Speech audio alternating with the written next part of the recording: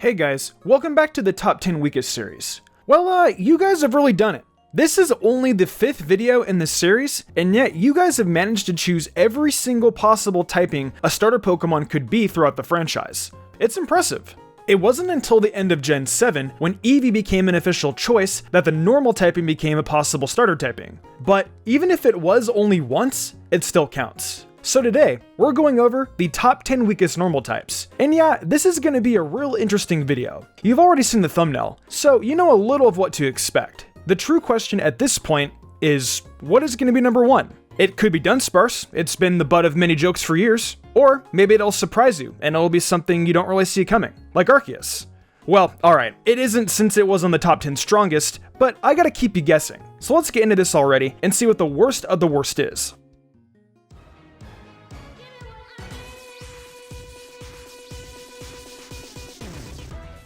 We start things off with a Pokemon we've spoken about before, Pyroar. Look, it's got one really great thing going for it, and that's the Moxie ability. Or rather, I'd like to say that's a good thing, except Pyroar has garbage 68 base attack. So Moxie isn't doing much. Rivalry and Unnerve are borderline useless on Pyroar, so they're nothing to write home about either, giving us another Pokemon that has abilities we can just write off as nothing special. Well, it is a bit special, with 109 special attack and 106 speed, which is most certainly the most redeemable thing about Pyroar. Unfortunately though, things come crashing way back down to earth when you realize that Pyroar carries the normal typing alongside its fire typing, making it a real target for the many great fighting type moves that some of the best Pokemon carry, like Focus Blast and Close Combat, among others. It has such poor defenses, 66 special and 72 physical. It would probably get one hit by a Mach Punch from a Pokemon that has great physical attack. So as for the move pool that Pyroar has, it's unfortunate to note that it doesn't really have anything in the way of setup. I suppose there is workup, but is that really all that great when it comes to setting up? I don't really think so. I hardly even count it. As for attacking moves, there are the usual fire-type moves that you're used to seeing, like Flamethrower and Fire Blast. But probably one of the more important moves is Hyper Voice, which is base 90 power and is a normal type move. So if Stab, its power shoots up to 135. And did I mention it's the only special normal type move that Pyroar gets? A move like Hyper Voice suddenly becomes important, because it's the only stab option for a Pokemon. It's really not what you want. Well, alright, that wasn't entirely true, as Echoed Voice is an option on Pyroar too, but it isn't anywhere near as viable as Hyper Voice in my opinion, so we may as well ignore it. As for coverage, there is so very little except for something like Solar Beam, which I suppose you could run with the Grass Crystal for a defense against water types. Pyroar might be the best Pokemon we talk about today, but that definitely makes it clear that we're in for a rough list.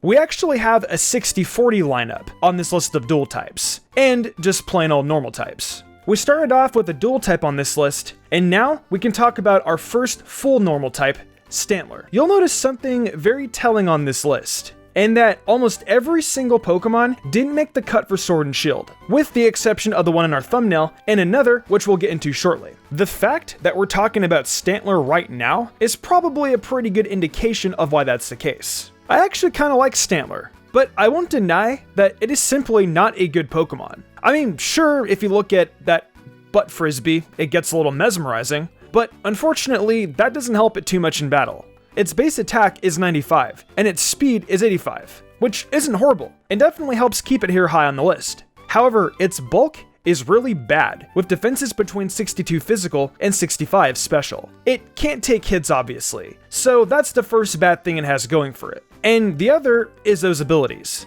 Now, Intimidate is very helpful, don't get me wrong. It lowers the opponent's attack stat by a stage upon switch in, and I guess that could in a way help Standler take a hit. It's got Sap Sipper too, which is totally situational, and wouldn't often come through the clutch just because you'd more than likely need to make sure you switch in on a grass move. Then there's Frisk, which just tells you what the opponent's held item is, which I guess having that knowledge is helpful, but it doesn't actually do anything. As for moves, Standler has access to a slew of special attacking moves, despite its clearly higher physical attack. Though really, that's something you'll see often on a normal type. It's got Thunderbolt, Shadow Ball, and Energy Ball, among other moves that provided a bit of coverage.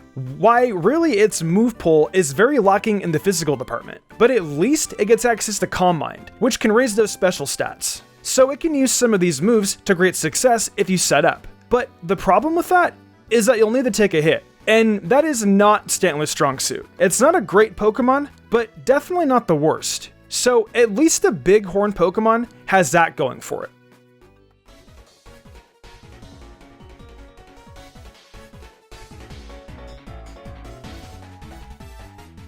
So next up, we've got somehow the only flying normal type on this list. Now, there are a lot of them, but if that's anything, that's a real testament to how usable they usually can be, even on Pheasant. However, Chatot is just not the poster boy for good flying normal types. Its special attack and speed are pretty good, being base 92 and 91 respectively.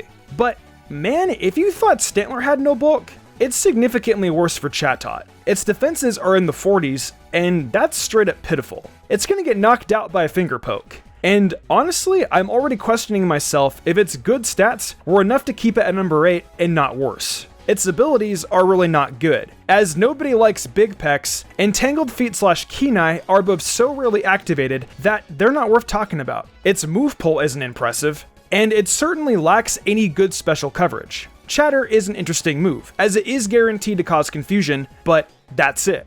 Chatot is just a disappointment, but that said, it can still be used to do more than the rest of this list.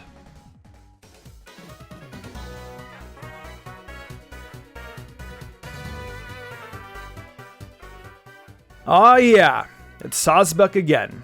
It was at number 7 on the grass list, and here it is again in the same spot. It's got 4 different skins for each of the seasons, and none of them help it perform any better on the battlefield. Well, you know, it's got base 100 attack and 95 speed, which is not bad by any means. See, those are the kind of stats I'd expect to see on a Pokemon that is competent in battle, and maybe even something worth using. I mean, even with it being bad, Sazbuck really dominates when out in battle against other bad Pokemon. If you decided to build an all-star sunny day team of bad Pokemon, you'd for sure find Sazbuck on it. Now, what's really not good for it, of course, is the poor defenses it has, which are base 70. And they're just not going to help it take hits super well, especially if you consider that typing. It's both grass and normal type, which is just not lending itself to being good defensively. Just look at all these weaknesses. Stuff like fighting and fire, it's so obviously not what you want. It's going to get absolutely rocked by a fire type if the sun is out, even with the increased speed from its chlorophyll ability. So outspeeding won't matter that much when right afterward, it takes a flamethrower or flare blitz and is out cold. Its move pool does include Swords Dance, which is a great option to help make it stronger in battle. And yeah, that's pretty cool I suppose. It definitely can get stronger, but who cares? You'll set it up once,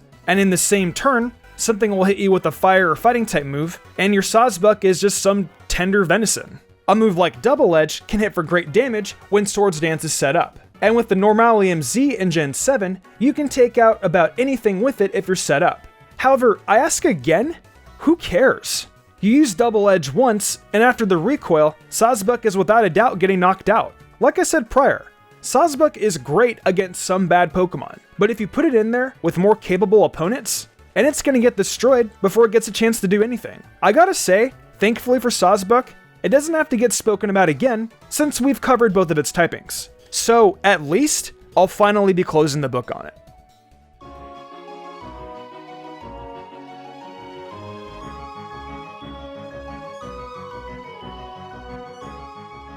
So here is the last of our dual-type Pokemon on this list. Just falling outside the top 5, it's Wigglytuff. You guys all know I love the Pokemon Mr. Dungeon series, so I definitely have a soft spot for Wigglytuff. Though that soft spot isn't enough for me to act like it's a great Pokemon in competitive battles. It's got an insane 140 HP stat that would normally speak to being a bulky Pokemon, but unfortunately, that is not the case. Its defense is base 45, and special defense is 50. Meaning, more often than not, that HP is literally all for show, as it means you'll just need to wait an extra few seconds as the bar drops when it's hit with a Gunk Shot or Iron Head. Its speed is an atrocious base 45, and offensively, its base 75 special attack isn't up to snuff. Cute Charm and Frisk aren't going to help with anything. And while competitive might be able to come through in the clutch, it isn't fast or bulky enough to take advantage of that boost, as more than likely, it's getting one shot or receiving only a single turn with these boosts if it lives a hit. It's honestly a shame, as Wigglytuff has a pretty massive move pool of good coverage moves to choose from, but with its stats unable to follow up on them, it can't succeed in battle. That being said, I suppose there are things you could do which save Wigglytuff a little, like running a Choice Scarf on it to try and outspeed, but odds are that won't work. You'll fare better usually with Wigglytuff than the next 5 Pokemon if you're relying on luck. But don't rely on luck.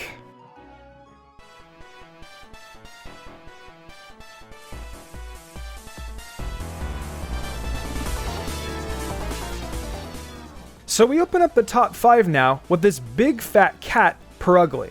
Well, maybe it's not that fat, but I mean, look at it. I guess maybe it's actually a bit jacked. I don't know, it's hard to tell. But it does say, officially, Pyroar weighs a touch under 100 pounds. Also, look at its stats. It's fast as hell. I can't believe I honestly just said this cat was fat. Clearly it's got amazing cardio. Base 112 speed puts it ahead of many Pokemon in battle, but the rest of its stats are far from amazing. Its base attack is 82, which is one of the lower we're talking about definitely, but it isn't entirely unusable. Now, here's the thing. The rest of the stat line is awful. While doing these lists, I don't think I've come across just yet such a consistently bad lineup of defenses. I can kind of understand why though. Normal types only have one weakness to fighting, and they flat out are immune to ghost typing. So making the worst of the worst still slightly defensive might be kind of overkill. Its abilities, Thick Fat, Own Tempo, and Defiant, aren't particularly spectacular here, which definitely adds on to Pyroar not being great. Thick Fat is sort of unnecessary, and Own Tempo isn't all it's cracked up to be. I guess Defiant is the best of the group, as at least it can boost a subpar attack stat into something worth going with. But that means you'll probably be in good shape only if you happen to switch in on a Pokemon with Intimidate. When we look into its move pool, we see moves like Return and Body Slam providing great stab, and then a slew of special attacking moves. That really seems to be the deal with normal types. Almost all their coverage comes from special type moves, despite not being special attackers half the time. I would sooner use Pyroar just for U-turn pivoting than as a special attacker. It gets access to Play Rough, Sucker Punch, and Bulldoze, which offers it some more coverage options I suppose, but really, I don't think it'll ever be in a position where it's strong enough to one-hit most Pokemon, leaving it open to being taken out easily due to its poor defenses.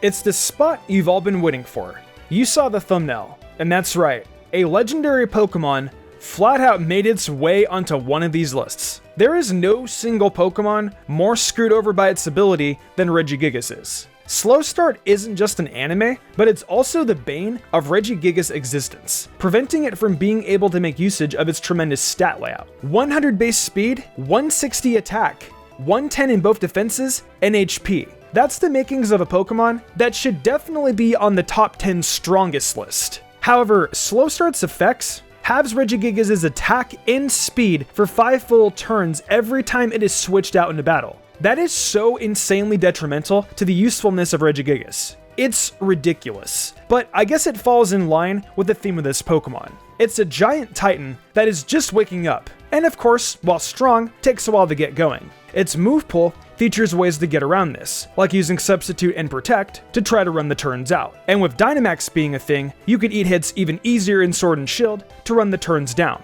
If you're able to survive those 5 turns without being poisoned or just taken out in general, then Reggie Gigas will for sure reward you with moves like Earthquake, the Elemental Punches, or Body Slam. Whatever you like will work. However, even still, it ends up here in the top 5 because the fact that you have to hope you can survive 5 turns properly to get the most out of it is just ridiculous.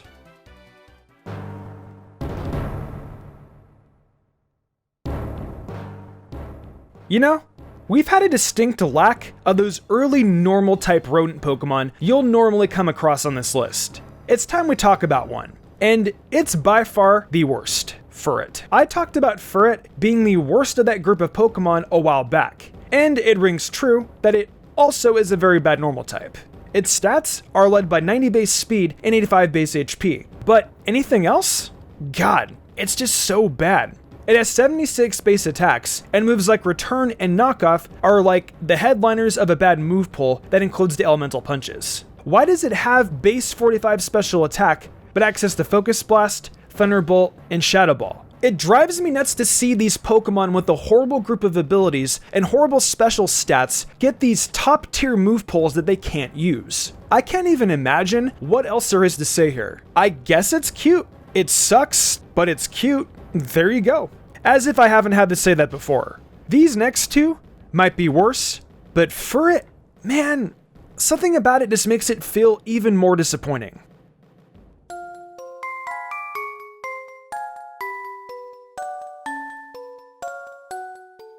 There's something going on here with cat-influenced Pokemon that are normal types, and it's not good.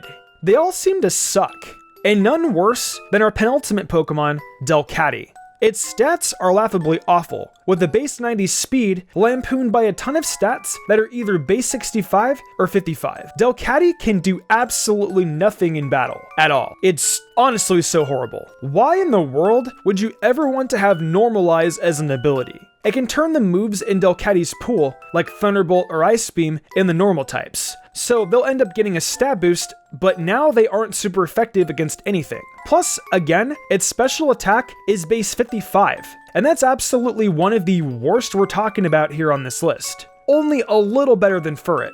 Cute Charm is somewhat useful, I guess, in being annoying, but you won't be catching any special attackers with it, so there it is, already rendered useless. I guess the best option is Wonder Skin, since there's a chance a Thunder Wave or Toxic will miss more often than not.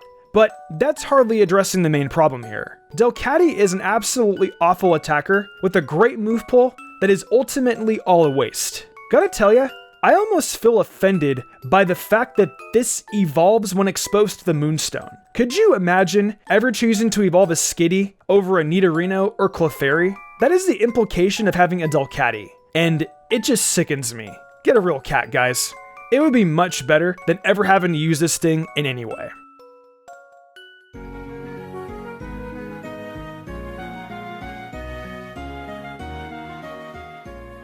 Alright, it's reveal time. What could possibly be the weakest normal type?